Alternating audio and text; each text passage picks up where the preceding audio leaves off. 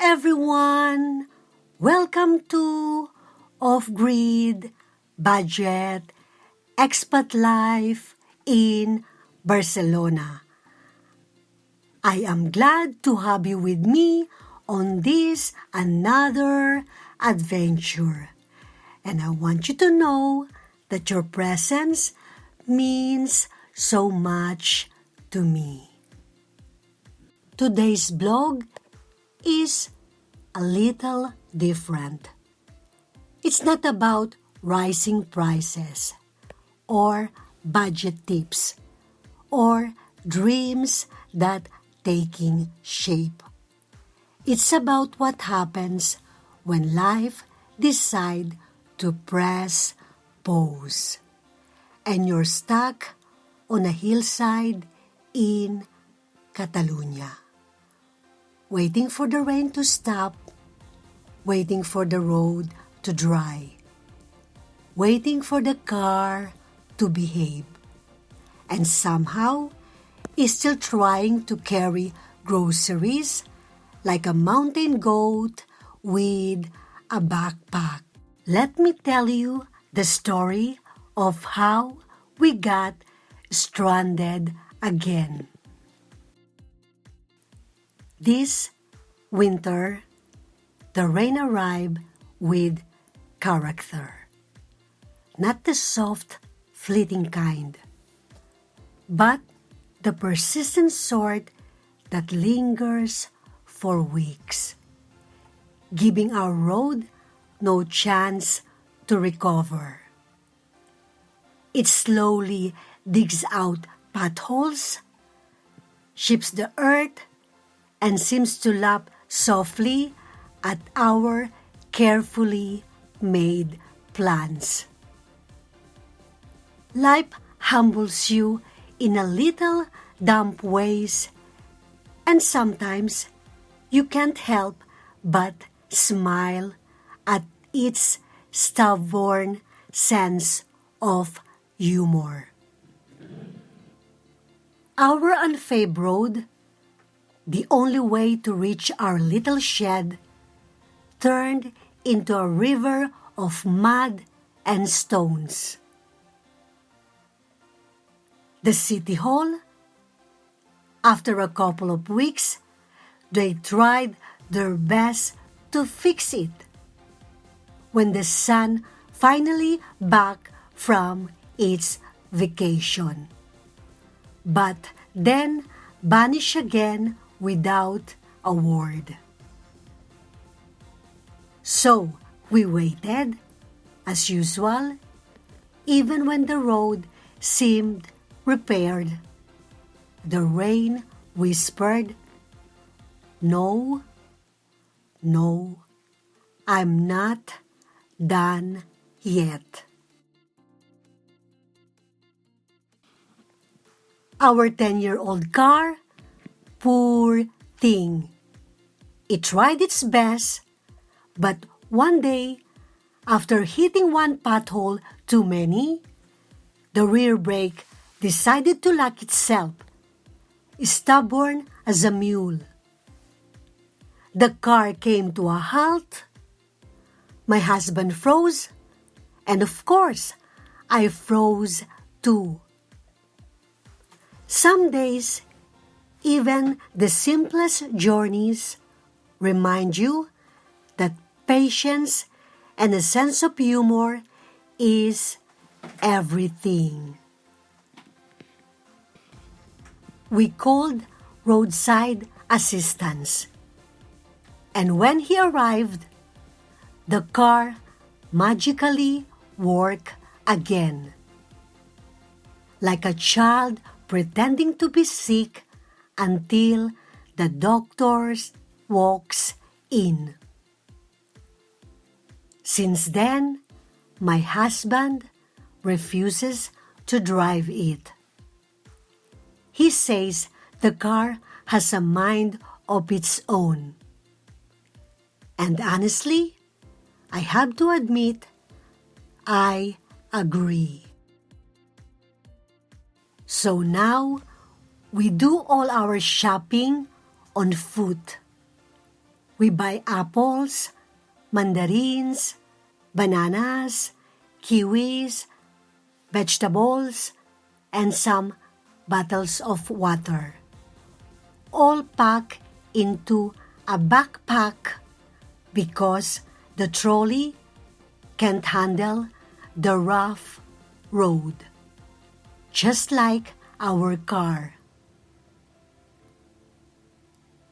My husband takes care of the lighter items, like leafy vegetables, various kinds of bread, cheese, or maybe a bag of tissues. I handle the rest of it because someone has to. When we step out of the grocery store that day, the weather forecast predicted light rain. However, the sky had different ideas. The rain poured down so heavily that the road quickly turned into a river. You could see the water rushing down the hill, the potholes feeling like a little lakes, and the entire path becoming a long, muddy stream. I wanted to film myself, but I only had one free hand. The other was holding the umbrella to protect the camera from the wind and the water. However, the rain was falling so quickly that the road shifted into a river in just few minutes.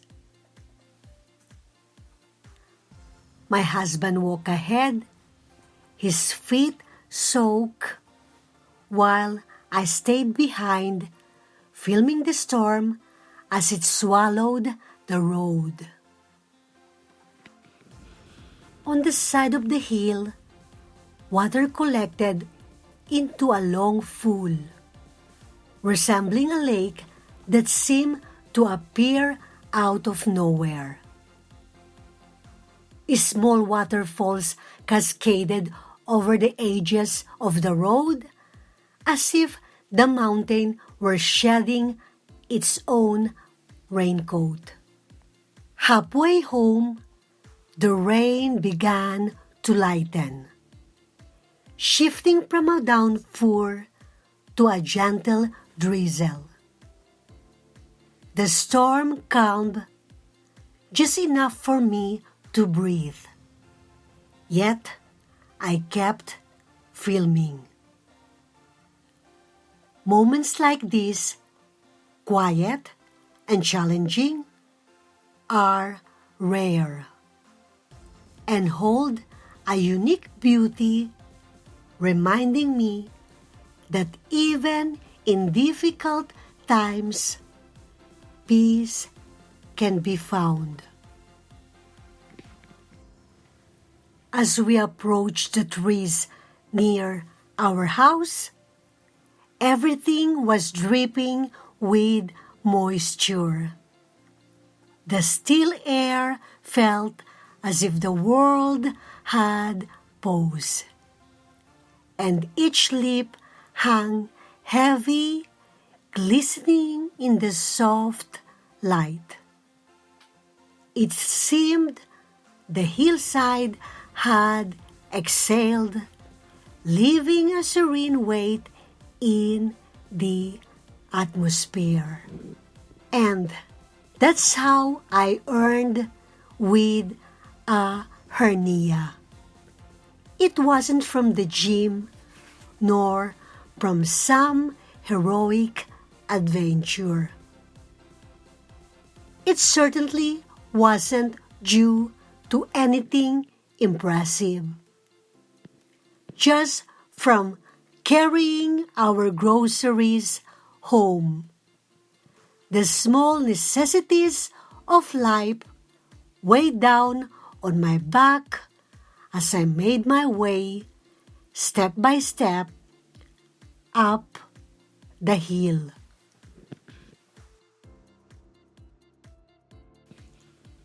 Lately, we've been thinking about to start our cub house.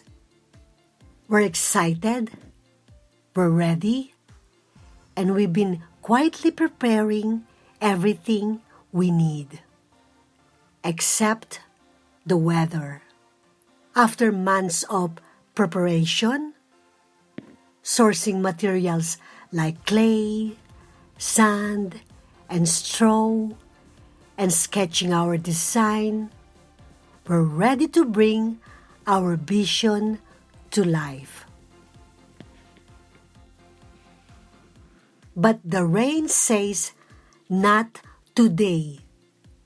It falls softly, casting a gentle spell that invites us to stay inside and find warmth. And the road says, "Try again later."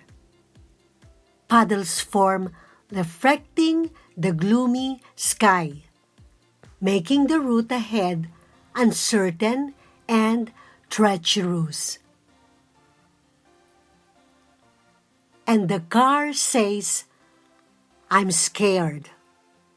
Its engine hums with hesitation, tires gripping the wet asphalt, caught between the urge to go and the instinct to stay safe. In this moment, nature and machines urge us to stay, reminding us that sometimes waiting for clearer skies is the wisest choice. So we wait, embracing the stillness around us. We breathe deeply, filling our lungs and grounding ourselves in the moment.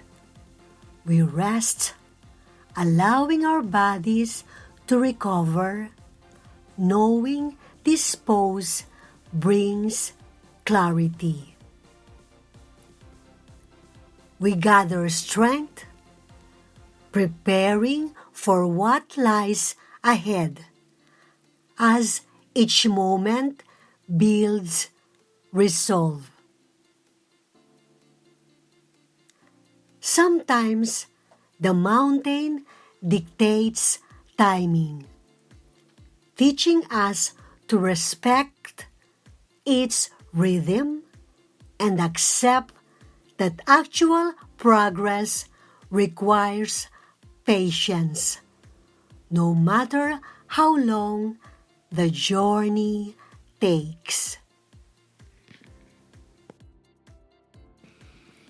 If you're watching and listening to this, and you're also stuck somewhere in life, maybe not in a hill, maybe not in the rain, but stuck in your own way, I hope you know you're not alone.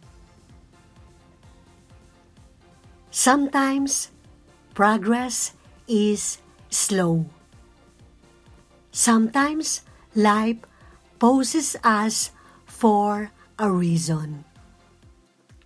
And sometimes all we can do is carry what we can. Laugh a little, rest a little, and wait for the weather inside and outside to calm. Thank you for being here with me today. Don't forget to appreciate the simple joys in life. Please take care of yourself and wear a smile to the world. It helps more than you think. And someone out there needs the light you carry. See you soon!